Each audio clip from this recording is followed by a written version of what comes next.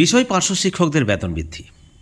প্রশ্ন, নভেম্বরের মধ্যেই পার্শ্ব শিক্ষকদের বেতন বাড়বে কিনা, যদি বা বাড়ে কত টাকা বাড়বে, কিভাবে বাড়বে। 1/3/2024 সরকারি নির্দেশ অনুযায়ী, চুক্তিভিত্তিকদের যে নির্দেশ সেই স্ল্যাব অনুযায়ী, নাকি সকলের জন্য 5 থেকে 7,000 টাকা। এই মুহূর্তের অত্যন্ত গুরুত্বপূর্ণ প্রতিবেদন। আপনাদেরকে অনুরোধ, আপনারা পুরো ভিডিওটি সম্পূর্ণ দেখবেন। আপনারা ইতিমধ্যে সকলে জানেন যে পার্শ্ব শিক্ষকদের সকল নেতৃত্ব মিলে জয়েন্ট ফোরাম তৈরি হয়েছে সরকারপন্থী নেতৃত্বর উদ্যোগে, সরকারপন্থী নেতৃত্ব মাননীয় রমিউল ইসলামের উদ্যোগে। এবং একই সঙ্গে অনেকে প্রশ্ন তুলছেন, যদি মাননীয় রমিউল ইসলাম মহাশয় এই যে উদ্যোগটা বেশি নয় 5 বছর আগে নিতেন, তাহলে আজ পার্শ্ব শিক্ষকদের কন্ডিশন, পার্শ্ব শিক্ষকদের পেশাগত উন্নতি আজকে অনেকটা হাই থাকতো, উপরে থাকতো, সেই বিষয়ে কোনো সন্দেহ নেই। যাই হোক, অবশেষে তিনি 2024-এর শেষের দিকে এসে উপলব্ধি করেছেন যে শুধুমাত্র সরকারের সহযোগিতা করে বা দল করে পার্শ্ব শিক্ষকদের পেশাগত দাবি দেওয়া আদায় হবে না বা পার্শ্ব শিক্ষকদের পেশাগত উন্নতি হবে না। এমতো অবস্থায় তিনি একটা উদ্যোগ নিয়েছেন এবং এই উদ্যোগের নেপথ্যে কে রয়েছেন বা কার পরামর্শে তিনি করেছেন সেই বিষয়ে আরও আপডেট আমরা নিয়ে আসবো পরবর্তীতে। কিন্তু তিনি উদ্যোগ নিয়েছেন, এই মুহূর্তে সকল পার্শ্ব শিক্ষক সংগঠনের নেতৃত্বরা একত্রিত।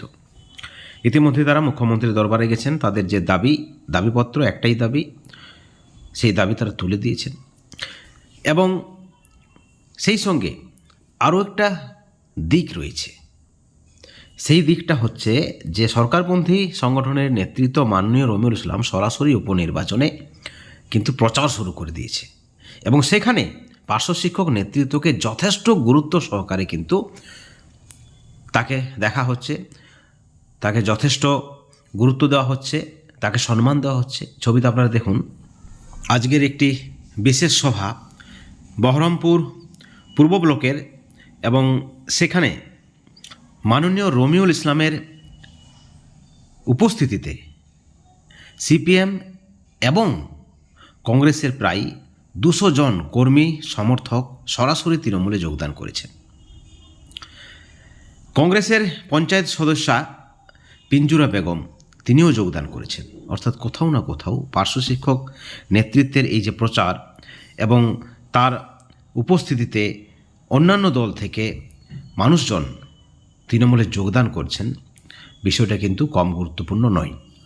সভায় উপস্থিত থাকার কথা ছিল এই সভায় বহরমপুরের লোকসভার সাংসদ এবং ক্রিকেটার, আপনারা সকলে জানেন, যিনি অধীর রঞ্জন চৌধুরী মহাশয়কে এইবারের নির্বাচনে পরাজিত করেছেন, ইউসুফ পাঠান। যদিও তিনি আসতে পারেননি, কিন্তু সেখানে উপস্থিত ছিলেন বহরমপুর পৌরসভার পৌরপিতা মাননীয় নাড়ুগোপাল মুখার্জি, বহরমপুর পঞ্চায়েত সমিতির সভাপতি মাননীয় আইজউদ্দিন মণ্ডল এবং আরও অনেকেই, এবং উপস্থিত ছিলেন পার্শ্ব শিক্ষক নেতৃত্ব রমিউল ইসলাম। অর্থাৎ এই যে ঘটনা, এই ঘটনাগুলি কিন্তু টপ লিডিং মিডিয়া, পত্রিকা, আনন্দবাজার, বর্তমান সব জায়গায় কিন্তু প্রচার হবে এবং সেখানে ছবিতে পার্শ্ব শিক্ষক নেতৃত্বের ছবিও থাকবে এবং এই খবর সরাসরি মুখ্যমন্ত্রীর কাছে যাবে না, এটা তো হয় না। মাত্র 6টি বিধানসভায় উপনির্বাচন, সেখানে মুখ্যমন্ত্রী প্রতিদিন সকল ধরনের আপডেট কিন্তু রাখছেন উপনির্বাচনের। এবং পার্শ্ব শিক্ষকদের যে ভূমিকা, সেই ভূমিকাতে তিনি খুশি হবেন না হবেন সেটা তার বিষয়, কিন্তু পার্শ্ব শিক্ষকদের পক্ষ থেকে, সরকারপন্থী পার্শ্ব শিক্ষক নেতৃত্বদের পক্ষ থেকে এই যে উদ্যোগ 2024-এর দোরগোড়ায় এসে, এবং সেখানে একটা পজিটিভ ভাবনা চিন্তা রয়েছে, পজিটিভ ইঙ্গিত রয়েছে, সেই বিষয়টা অস্বীকার করার নেই। অর্থাৎ পার্শ্ব শিক্ষকদের দীর্ঘদিনের বঞ্চনা এবং এই বঞ্চনাই সকলকে একত্রিত করেছে। এই বঞ্চনা, এই অর্থাভাব, এবং কোথাও না কোথাও তারা বুঝতে পেরেছেন যে একতাই হচ্ছে বল, এবং দাবি আদায় যদি সম্ভব সেটা কিন্তু একসঙ্গে একজোটেই সম্ভব। আপনারা সকলে জানেন যে কালীঘাটে পার্শ্ব শিক্ষকরা তাদের দাবিপত্র দিয়ে এসেছেন 1/3/2024-এর নির্দেশ অনুসারে স্ল্যাব অনুযায়ী ভাতা বৃদ্ধি পার্শ্ব শিক্ষকদের করতে হবে, এই ধরনের একটা দাবি মুখ্যমন্ত্রীর দপ্তরে তারা পৌঁছে দিয়েছেন। এবং পরবর্তীতে মুখ্যমন্ত্রীর সঙ্গে সাক্ষাতের একটা তারা চেষ্টা করবেন, মুখ্যমন্ত্রীর সঙ্গে বৈঠকের একটা চেষ্টা করবেন, কারণ এটা জয়েন্ট ফোরামের কর্মসূচিতে রয়েছে।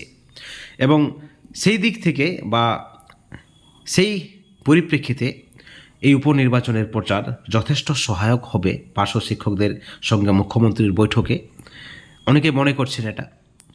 অর্থাৎ পার্শ্ব শিক্ষকদের দাবি দেওয়ার বিষয়ে নেতৃত্বরা যদি জয়েন্ট ফোরাম টিকিয়ে রাখতে পারে, আপনারা জানেন মাননীয় গোপাল দেবনাথ মহাশয় বারবার তিনি গ্রুপগুলিতে পোস্ট করছেন যে কোনো উপায়ে পার্শ্ব শিক্ষকদের জয়েন্ট ফোরাম কিন্তু টিকিয়ে রাখতে হবে। বর্তমান রাজনীতির প্রেক্ষাপটে পার্শ্ব শিক্ষকদের দাবি আদায়ের স্বার্থে জয়েন্ট ফোরামের গুরুত্ব অপরিসীম, যেমনটা মনে করছে নেতৃত্বরা। এবং জয়েন্ট ফোরামের পক্ষ থেকে যেভাবে তারা সরকারের কাছে বার্তা পৌঁছে দিয়েছেন যে পার্শ্ব শিক্ষকরা সরকার বিরোধী নয়, পার্শ্ব শিক্ষকরা সরকারের সঙ্গে রয়েছে, এমতো অবস্থায় সরকারপন্থী নেতৃত্বরা কিন্তু আশাবাদী যে তাদের দাবিটা পূরণ হবে, পার্শ্ব শিক্ষকদের দীর্ঘদিনের বঞ্চনার অবসান হবে এবং এই মানবিক সরকারই পার্শ্ব শিক্ষকদের বেতন বৃদ্ধি করাবে। বন্ধুগণ, একই সঙ্গে আরও একটি বড় আপডেট বা আরও একটি বিষয় আপনাদের সামনে আমরা তুলে ধরতে চাই। আজকে একটা জোরদার প্রতিবাদ আপনারা দেখেছেন পার্শ্ব শিক্ষক সমাজের পক্ষ থেকে। সেটা হচ্ছে যে পলসন্ডা হাই স্কুলে যে ঘটনা, সেখানে কোনো একজন চুক্তিভিত্তিক শিক্ষকের যে কুকর্ম, পলাশীপাড়ার পলসন্ডা হাই স্কুলে আসলে তিনি পার্শ্ব শিক্ষক নয়, পার্শ্ব শিক্ষকের নাম ব্যবহার করেছেন সাংবাদিক, এবং তাতে পার্শ্ব শিক্ষক সমাজ কিন্তু চরমভাবে ক্ষিপ্ত হয়।